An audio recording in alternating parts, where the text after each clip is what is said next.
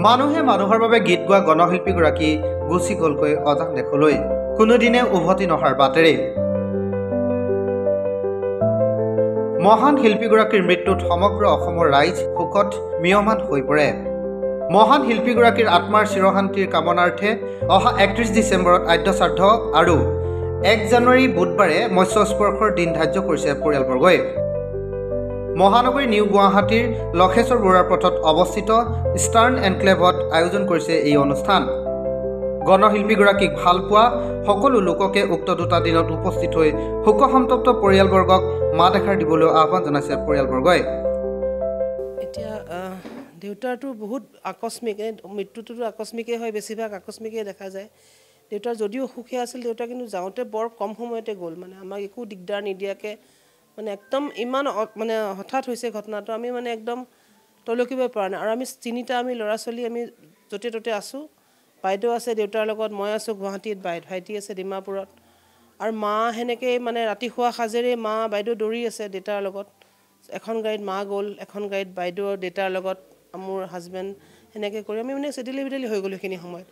তো আমি গাঁৱলৈ আমাৰ দেউতাৰ মানে জন্মস্থানলৈ আমি নিব লাগিছিলে, কিন্তু সেইখিনি সময়ত মানে আমি কি কৰিম, মইতো বিচাৰিছিলোঁ গুৱাহাটীত, যেতিয়া মই মানে কেনেকুৱা এটা পৰিস্থিতি আৰু, তো মই ক'লোঁ গুৱাহাটীলৈ আনক চবেই। সেইখিনি সময়ত আমাৰ ডিচিশ্যন দিয়াই মানুহ নাই কোনো। তো আমি যিহেতু আমাৰ পৰিয়াল গোটেইখিনি গুৱাহাটীত আছে, আৰু দেউতাক মানে সেইখিনি সময়ত এনেকৈ ঘূৰাই দিব পৰা অৱস্থাত নাছিলে, যিহেতু ৰাতিপুৱা সোনকালেই ঢুকাই গ'ল। তো দেউতাক আমি গুৱাহাটীলৈকে লৈ আহিলোঁ। আহি আমাৰ নৱগ্ৰহত নীতি নিয়মখিনি আপোনাৰ গুৱাহাটীতে হ'ব। গুৱাহাটীতে আমাৰ 30 তাৰিখে দহা, 31 তাৰিখে শ্ৰাদ্ধ আৰু 1 তাৰিখে ভোজ। মানে মই আমাৰ অসমবাসীৰ গোটেই ৰাইজ, সকলো ৰাইজক যোনে যোনে মানে দেউতাকটো বহুত শ্ৰদ্ধা কৰে, বহুত মৰম ভাল পৰে, মানে দেউতাই পাইছে জীৱনত তেওঁলোকৰ পৰা।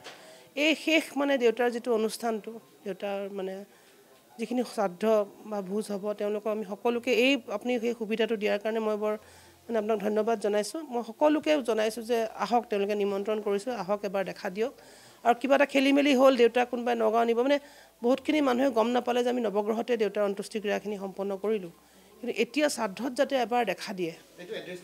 এড্ৰেছটো আপোনাৰ হেৰি হ'ব, নিউ গুৱাহাটী হয়, new Guwahati FCI eastern enclave ফ্লেটত এটা এপাৰ্টমেণ্টত আমি আছোঁ ইয়াতে, তো নিউ গুৱাহাটীতে। আৰু আমি নাম্বাৰটো এতিয়া কৈ দিম নেকি?